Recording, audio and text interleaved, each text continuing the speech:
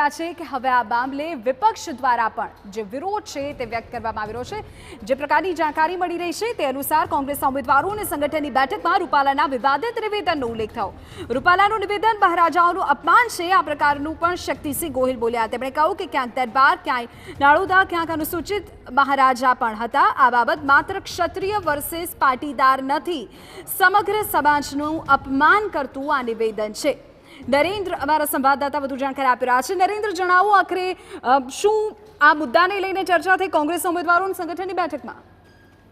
કોંગ્રેસની સંગઠનની બેઠક એટલે કે જે કેન્ડિડેટ છે એમની સાથેની એક મહત્વપૂર્ણ બેઠક હતી અને આ બેઠકમાં શક્તિસિંહ, કારણ કે અત્યાર સુધી આટલા બધા દિવસથી વિવાદ ચાલી રહ્યો છે, તેઓ કોંગ્રેસના અધ્યક્ષ છે અને ક્ષત્રિય છે, આમ છતાં પણ એમના દ્વારા પણ વાર જાહેર નિવેદન કરવામાં આવ્યું ન હતું।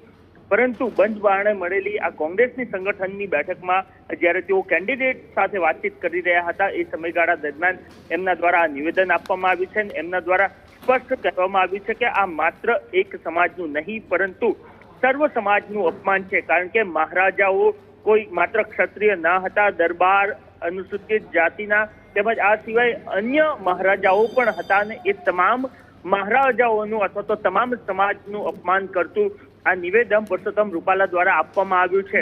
એટલે કે અત્યાર સુધી ચૂપ રહેલા શક્તિસિંહ ગોહિલ દ્વારા સંગઠનમાં વાતચીત કરીને એક પ્રકારે એ મેસેજ આપવા માટેનો પણ પ્રયત્ન કરવામાં આવ્યો છે કે કોંગ્રેસ આ સંદર્ભની અંદર શું કઈ વિચાર કરી રહી છે। બિલકુલ નરેન્દ્ર, એટલે કે સ્પષ્ટપણે શક્તિસિંહ ગોહિલે કહ્યું છે કે આ સમાજનું અપમાન છે। તો આધાર